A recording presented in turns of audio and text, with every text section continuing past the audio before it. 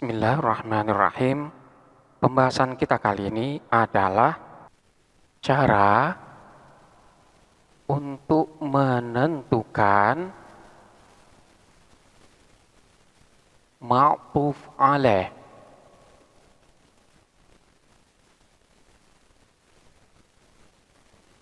Secara umum, lafadz yang kita tentukan kedudukannya sebagai athof. Tentu i'rab daripada athof ini ikut kepada ma'tuf alaih. Artinya, ketika ma'tuf alaih ini dalam keadaan rofa, maka athof pun harus dibaca rofa. Begitu juga dengan macam i'rab yang lainnya. Dengan demikian, untuk mengetahui athof ini diatofkan kemana, artinya untuk mengetahui di manakah ma'tuf alaih daripada athof ini, tentu kita harus mencari tahu manakah lafadz yang cocok baik dalam segi lafadz maupun dalam segi maknanya. Sehingga dengan mengetahui di manakah ma'tuf alaih yang sebenarnya, maka kita pun tidak akan keliru di dalam memahami suatu permasalahan dalam susunan kalimat tersebut. Karena sekali kita itu keliru di dalam menentukan ma'tuf alaihnya, maka bisa jadi maksud yang diinginkan tidak tercapai. Oleh karena itu, pengetahuan tentang di manakah ma'tuf alaih yang benar, baik dalam segi lafadz maupun dalam segi makna dari athof yang kita tentukan sebelumnya adalah merupakan suatu hal yang benar-benar harus difahami. Di sini terdapat beberapa cara untuk mengetahui manakah lafadz yang cocok untuk menjadi ma'tuf alaihnya. Yang pertama, kita lihat dulu lafadz yang al-aqrab, lafadz yang lebih dekat. Asal daripada athof itu sendiri adalah kembali kepada lafadz yang lebih dekat dari athof tersebut. Kecuali kalau memang ada dalil yang memalingkannya. Kita ambil contoh, seperti lafadz ja'a Zaidun wa Bakrun. Lafadz Bakrun ini kita tentukan sebagai athof. Maka untuk mengetahui mana ma'tuf alaih yang cocok dengan lafadz Bakrun tersebut, kita lihat terhadap lafadz yang lebih dekat dengan lafadz Bakrun, yaitu lafadz Zaidun. Manakala lafadz Zaid ini memang pantas dan cocok dari makna yang ada di dalam susunan ini untuk dijadikan sebagai ma'tuf alaihnya, maka secara tegas kita pun dapat menentukan bahwa Zaid inilah sebagai ma'tuf alaihnya. Kecuali kalau memang terdapat dalil atau petunjuk bahwa lafadz yang lebih dekat itu tidak cocok untuk dijadikan sebagai ma'tuf alaihnya. Contohnya seperti lafadz qara'a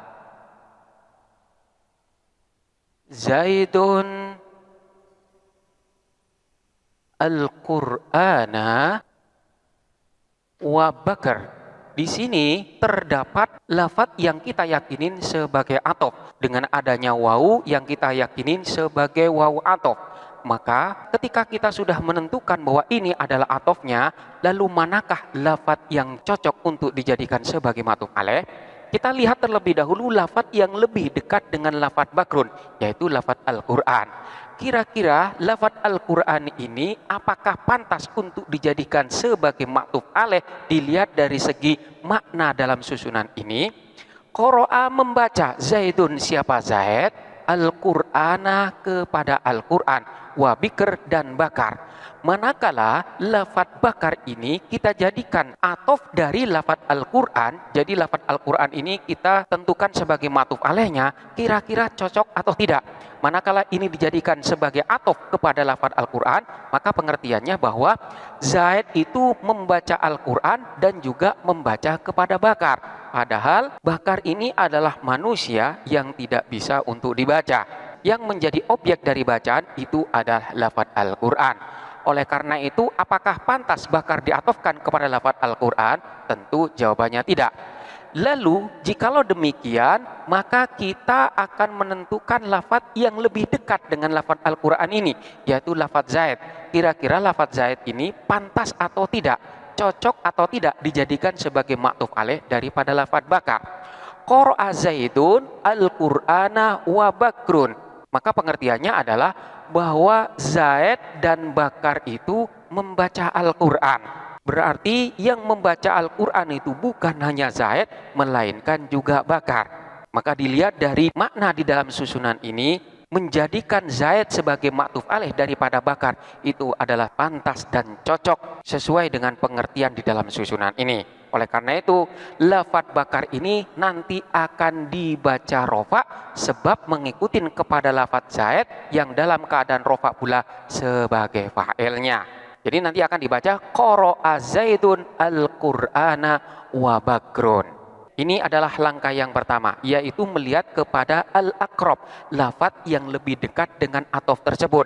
Namun manakala lafadz yang lebih dekat dengan atof tersebut tidak cocok dalam segi mana, maka kita melangkah lebih jauh lagi, yaitu melihat kepada lafadz yang lebih dekat dari lafadz yang awal tadi, yang kita sangka sebagai ma'tuf alaihnya, yaitu lafadz Zaid. Manakala cocok dan pantas, maka kita tentukan bahwa lafadz tersebut adalah sebagai ma'tuf alaih yang sesungguhnya.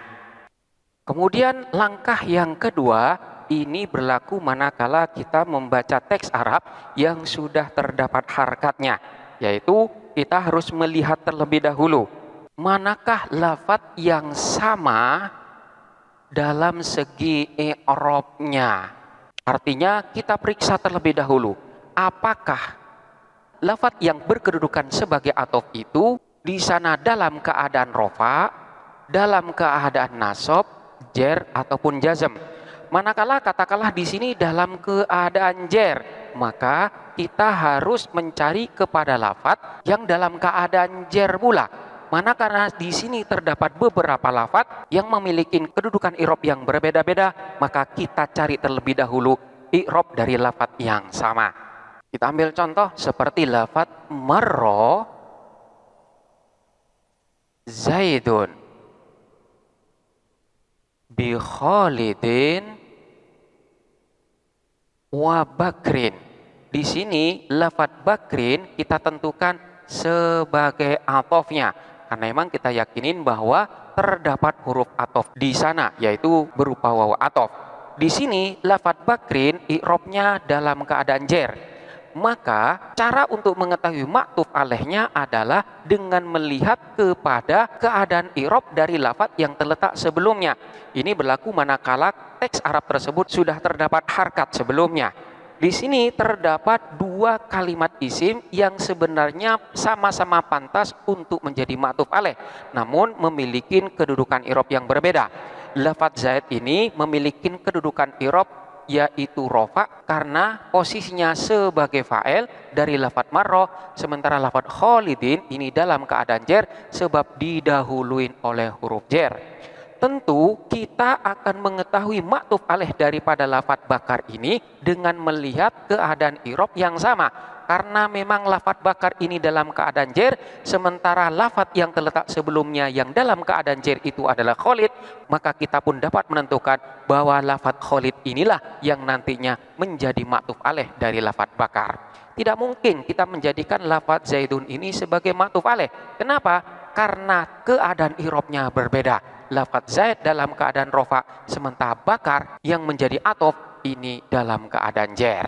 Jadi makna di dalam susunan ini adalah marra melewati Zaidun siapa Zaid bi Khalidin bertemu dengan Khalid wa Bakrin dan Bakar. Jadi Zaid itu lewat bertemu dengan Khalid dan Bakar, bukan Zaid dan Bakar itu lewat bertemu dengan Khalid, karena itu nanti akan memiliki makna yang berbeda. Jadi ini cara yang kedua. Ini berlaku manakala teks Arab tersebut sudah terdapat harkat sebagai tanda i'rabnya. Kemudian cara yang ketiga, dan ini adalah cara yang penting, yaitu antara atof dan ma'tuf alaih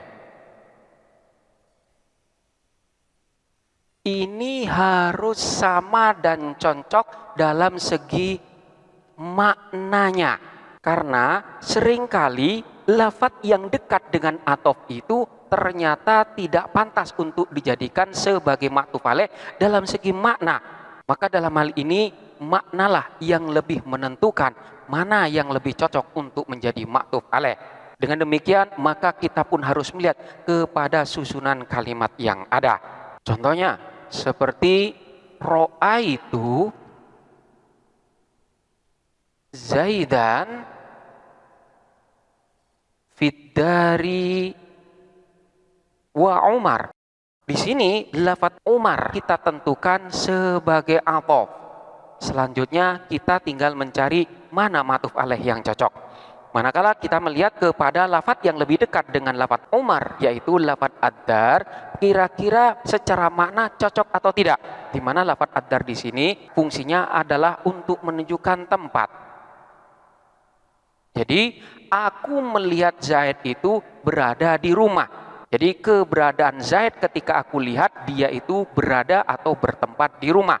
Kira-kira lafadz Umar ini pantaskah untuk dijadikan sebagai tempat dari Zaid, sementara lafadz Umar di sini bukanlah rumah atau tempat persinggahan, melainkan Umar ini adalah manusia.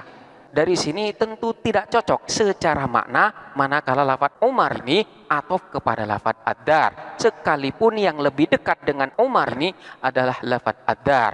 Lalu mana yang lebih contoh? Kita teruskan kepada lafadz yang lebih dekat dengan lafadz ad-dar, yaitu lafadz Zaid. Kira-kira cocok atau tidak lafadz Zaid ini dijadikan sebagai ma'tuf alaih daripada lafadz Umar? Dalam susunan ini, lafadz Zaidan berposisi sebagai objek dari apa yang aku lihat. Jadi, ro'aitu Zaidan, aku melihat kepada Zaid.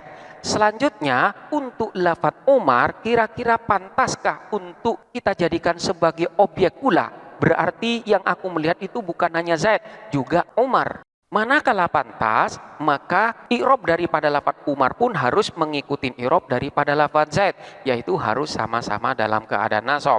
Setelah kita lihat susunan kalimat yang ada, maka makna daripada lafadz Zaid ketika dijadikan sebagai ma'tuf alaih ini cocok dan pantas sebagai pasangan dari lafadz Umar sebagai athofnya. Sehingga pengertiannya adalah ro'aitu melihat siapa aku Zaidan kepada Zaid fiddari, padahal ada di dalam rumah, wa Umaroh dan juga Umar. Berarti aku melihat Zaid dan juga Umar berada di dalam rumah.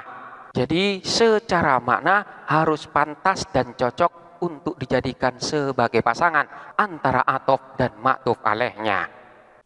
Kemudian yang selanjutnya adalah melihat kepada susunan kalimatnya, struktur daripada kalimat yang ada.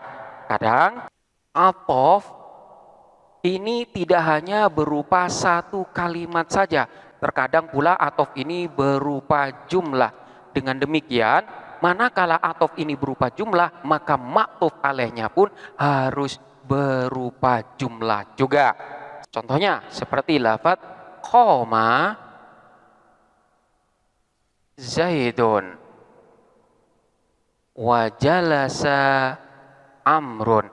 Jalasa Amrun ini adalah jumlah. Dengan demikian ma'tuf alaihnya pun harus berupa jumlah. Sehingga lafadz jalasa Amrun tidak bisa kita athofkan kepada lafadz Zaid saja atau kita athofkan kepada lafadz koma saja. Karena athofnya di sini adalah berupa jumlah, maka ma'tuf alaihnya pun harus berupa jumlah. Lalu mana yang pantas untuk menjadi ma'tuf alaih? Yang pantas adalah susunan qoma Zaidun secara keseluruhan ini. Jadi qoma Zaidun, Zaid berdiri, wa jalasa Amrun, dan Amar itu duduk. Jadi kita lihat apakah athofnya berupa jumlah ataukah hanya berupa satu kalimat saja. Artinya tidak berupa jumlah. Karena bisa jadi kalimat tersebut tersusun dari dua kalimat, namun dia itu bukan jumlah. Contohnya seperti lafadz qoma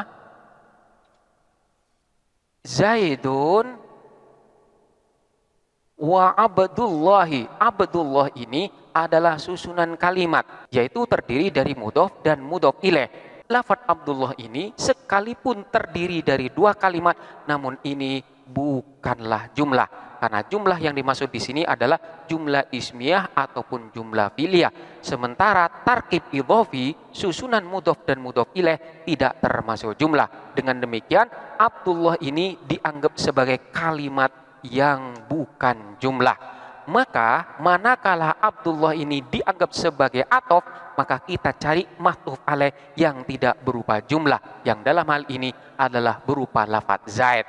Tidak mungkin kita atof kepada lafadz koma, karena koma ini adalah kalimat fi'il yang tidak sama dengan Abdullah yang merupakan kalimat isim. Jadi yang pantas Abdullah ini atofnya atau ma'tuf alaihnya kepada lafadz zaid, sehingga Abdullah pun harus dibaca rofa karena mengikuti i'rab daripada lafadz zaid yang dalam keadaan rofa pula, sehingga bacaannya qoma zaidun wa abdullahi.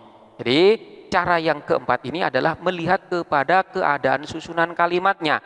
Kalau memang atofnya ini berupa jumlah, maka ma'tuf alaihnya harus berupa jumlah pula. Namun manakala atofnya itu bukan jumlah, maka ma'tuf alaihnya pun tidak berupa jumlah pula. Kemudian yang tidak kalah penting adalah kita harus benar-benar memperhatikan manakala antara atof dengan ma'tuf alaih tersebut terdapat fasil, terdapat pemisah.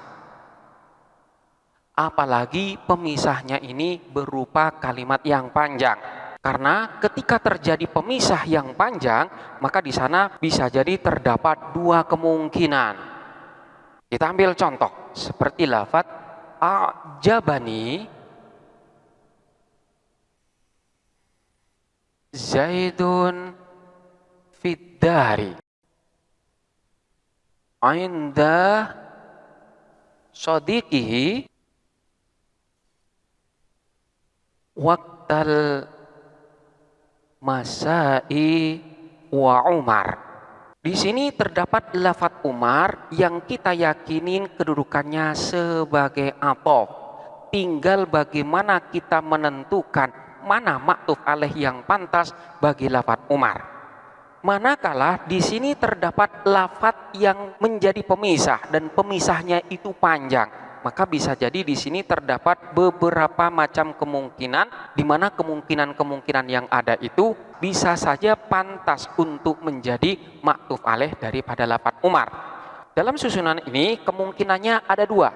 Yang pertama, ma'tuf alaih dari lafadz Umar itu adalah lafadz zaid, sehingga lafadz Umar itu nanti akan dibaca rofa sebagai makna ma'tuf alaih yang berupa lafadz zaid ini yang dibaca rofa pula, sehingga nanti akan dibaca a'jabani zaidun fiddari inda sadiqihi waqtal masai wa Umaru.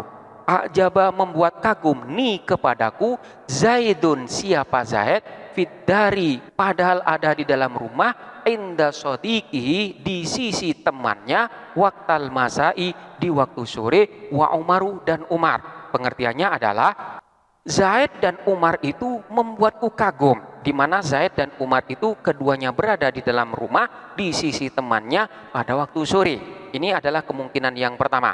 Kemudian kemungkinan yang kedua, ma'tuf alaih daripada lafadz Umar itu adalah lafadz sadiqihi. Dengan demikian, karena lafadz sadiqihi ini dalam keadaan jar sebagai mudhof ilaih dari lafadz inda, maka lafadz Umar itu pun harus dibaca jar pula, sehingga nanti akan dibaca wa Umaro. A'jabani Zaidun fiddari inda sadiqihi waqtal masai wa Umaro. Lafadz Umar ini diijarkan dengan tanda jar yang berupa fathah karena lafadz Umar termasuk isim ghairun munsharif. Pengertiannya bagaimana? A'jaba membuat kagum ni kepadaku Zaidun siapa Zaid, fiddari padahal berada di dalam rumah, inda sadiqi di sisi temannya, waqtal masai di waktu sore, wa Umaro dan yang juga berada di sisi Umar.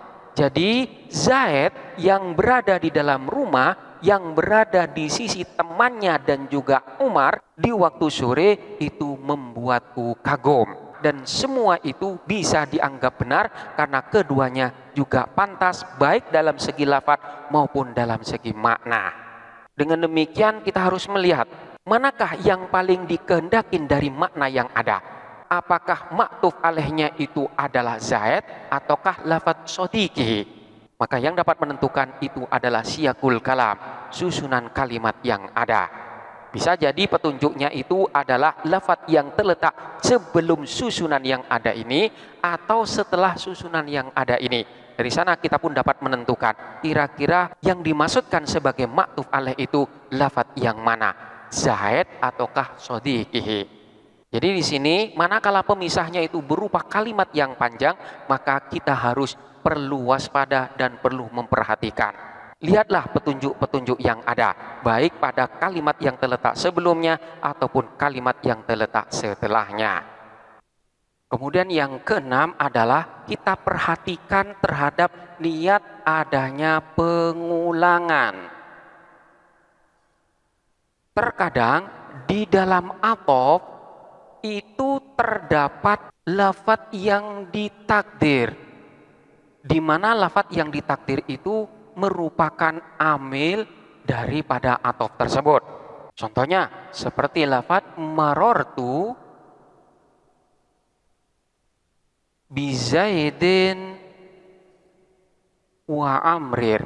Marortu lewat siapa saya, bi Zaidin bertemu dengan Zaid, wa Amrin dan Amar. Di sini lafadz Amrin adalah athof di mana ma'tuf alaihnya adalah lafadz Zaid. Keberadaan daripada wa amrin ini adalah merupakan pengulangan dari kalimat yang terletak sebelumnya, di mana sebenarnya di sini terdapat lafadz yang ditakdir, di mana lafadz tersebut adalah merupakan amil daripada athof tersebut. Takdirannya apa? Takdirannya adalah marortu bi Zaidin wa marortu bi Amrin. Aku lewat bertemu dengan Zaid dan aku lewat juga bertemu dengan Amar. Hal ini juga penting karena agar kita tidak salah untuk memberikan makna dan pengertian. Karena bisa jadi tanpa diniatkan adanya pengulangan amil, maka maknanya pun akan berbeda. Contohnya seperti ketika kita mengatakan lam yashrob Zaidun wa yakul. Lam yashrob Zaidun. Lam yashrob tidak minum, Zaidun siapa Zaid, wa yakul dan makan. Manakala kita tidak meniatkan adanya pengulangan dari kalimat yang sebelumnya, maka yakul ini kita anggap bukan sebagai athof, melainkan sebagai jumlah baru. Sehingga pengertiannya adalah Zaid itu tidak minum dan dia hanya makan saja. Ini manakala kita tidak meniatkan adanya pengulangan dari amil yang ada. Namun manakala kita meniatkan bahwa di sini terdapat lafadz yang ditakdir, di mana lafadz tersebut adalah merupakan amil dari pengulangan lafadz sebelumnya, sehingga nanti kita akan membaca lam yashrob Zaidun wa yakul, di mana yakul di sini dibaca jazm dengan niatan terdapat lafadz yang dibuang, di mana lafadz tersebut adalah merupakan amil yang sesungguhnya dari lafadz yakul. Jadi takdirannya adalah lam yashrob Zaidun wa lam yakul. Zaid itu tidak minum dan juga tidak makan. Jadi Zaid itu tidak melakukan dua-duanya, tidak minum dan juga tidak makan. Sekalipun secara susunan yang lebih fasih adalah membaca lafadz yakul ini dengan dalam keadaan rofa, yaitu wa yakulu, bukan wa yakul. Kenapa? Karena lam sendiri adalah amil jazm yang hanya dapat menjazmkan satu fiil saja. Sehingga manakala terdapat pengulangan, maka seharusnya amil jazm lam tersebut juga ikut diulang. Manakala tidak diulang, maka jumlah yang terletak setelahnya itu dianggap sebagai jumlah baru. Sehingga manakala kita tidak menyertakan lam, maka akan menjadi lam yashrob Zaidun wa yakulu, bukan dibaca yakul, dengan memberikan pengertian bahwa Zaid itu hanya tidak minum, namun dia itu makan. Jadi dalam hal ini kita perlu memperhatikan terhadap pengulangan yang ada. Apakah pengulangan tersebut dimungkinkan terdapat lafadz yang dibuang, di mana lafadz yang ditakdir tersebut merupakan amil bagi atofnya ataupun tidak. Manakala di sana diyakini tidak terdapat pengulangan dari amil yang ada, maka bisa jadi lafadz tersebut tidak berkedudukan sebagai atof, melainkan memiliki kedudukan yang lain, sebagaimana yang terdapat pada contoh yang kedua ini. Demikianlah penjelasan tentang manakah lafadz yang lebih pantas untuk dijadikan sebagai ma'tuf alaih. Selanjutnya silakan dipelajari dengan seksama dan sampai jumpa pada pembahasan berikutnya.